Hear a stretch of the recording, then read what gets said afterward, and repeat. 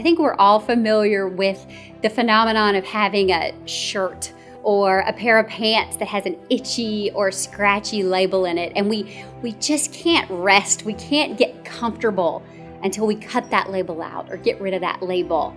And the fact is, in our lives, we've all been slapped with some labels too, whether it's a label you were born with, whether it's a label that you got from family or friends or teachers, or whether it's a label you didn't get that you felt like you deserved. Let's talk about those for a minute. I want you to learn to deny labels and defy labels. Let me tell you about my daughter, Emily. I've got 4 kids. My older 2 are adopted siblings, and I wanted to be a parent desperately. And when I was going through the adoption process, I'll never forget the day that we sat at this big conference table and all the powers that be were there. There were social workers and caseworkers and attorney ad litems and advocates on behalf of the kids and my social worker that represented us. And they said to us, well, we have these 2 siblings, but honestly, we're going to recommend that you say no. We don't think it's a fit.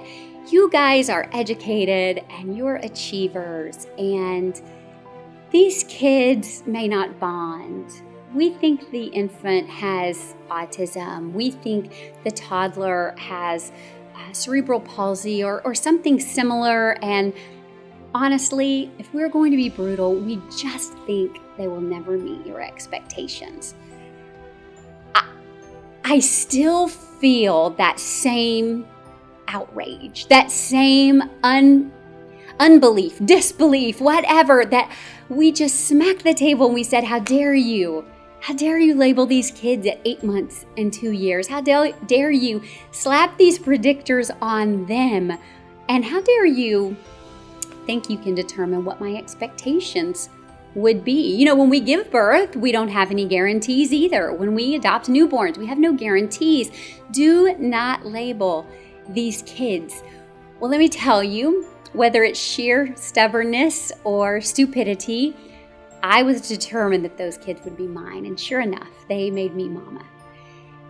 And within just a few weeks, the 8-month-old that had been determined to be at a 3-month-old developmental level, within just a few weeks, she was at an 11-month-old developmental level, ahead of the curve where she should be. She had been cleared of any supposed diagnosis of autism or failure to thrive or failure to bond.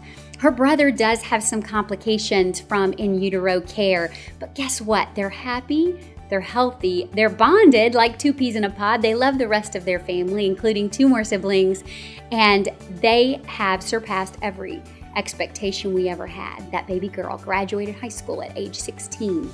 She was 4th in her class.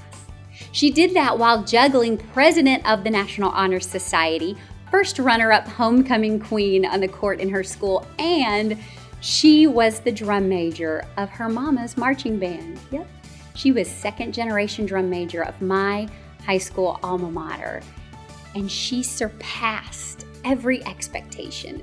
She defied every label. Part of that's because I shared with her some of those limitations that had been placed on her by people that didn't know her. And she was determined to defy it, to deny it.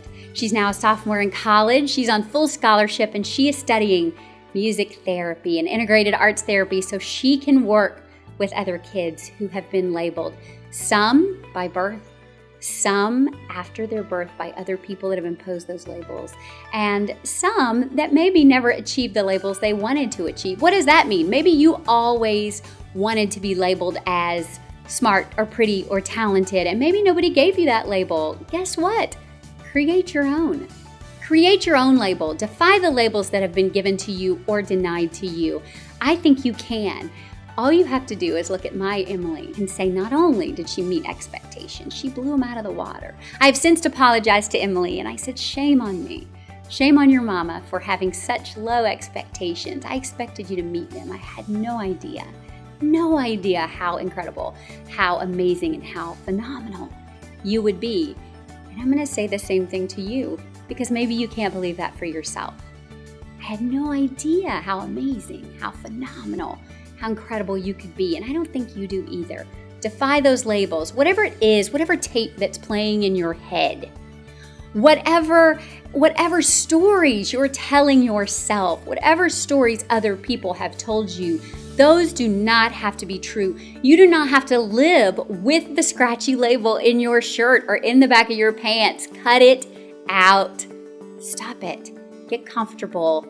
Or maybe you get uncomfortable proving everybody wrong. Come on, we've got work to do.